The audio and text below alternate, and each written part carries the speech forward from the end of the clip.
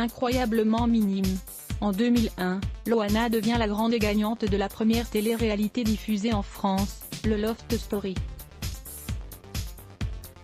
Véritable phénomène de société à l'époque, la jolie blonde devient immédiatement une grande star, mais elle n'est pas la seule, plusieurs de ses camarades vont également profiter du succès de l'émission d'M6 pour se faire connaître et avancer sur de nouveaux projets. Malheureusement, nombreux sont ceux qui se sont fait avoir, notamment avec de fausses promesses.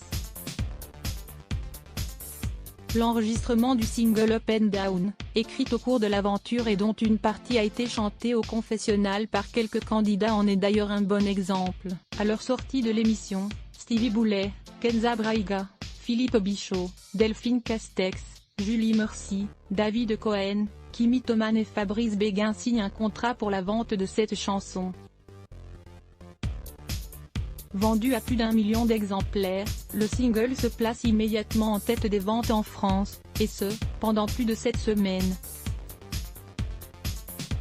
Un succès qui n'a pas vraiment joué en la faveur des candidats, mais plutôt rapporté gros à la chaîne selon Stevie Boulet, propos récemment confirmés par Kim Thoman, aux télévisions Mag, déplorant la situation. Nous nous étions un peu fait avoir avec Up and Down, nous avions dû prendre un avocat pour notre contrat.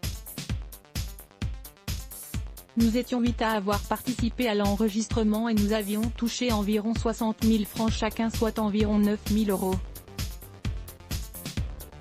Une perte minime pour Loana qui avait décidé de ne pas participer au projet à l'époque, préférant faire son chemin de son côté. Heureusement, certains candidats ont pu continuer avec d'autres projets dans la publicité, comme Kenza, ou Delphine Castex. C'est la publicité télévisée tournée pour Ma avec Kenza, Aziz et David qui m'avait le plus rapporté. C'était impressionnant, de l'ordre de 320 000 francs pour une demi-journée de tournage, soit 48 000 € environ. Avant de retomber dans l'anonymat de façon soudaine. À voir aussi, la rédaction à lire aussi les ce bloc ADS. Why?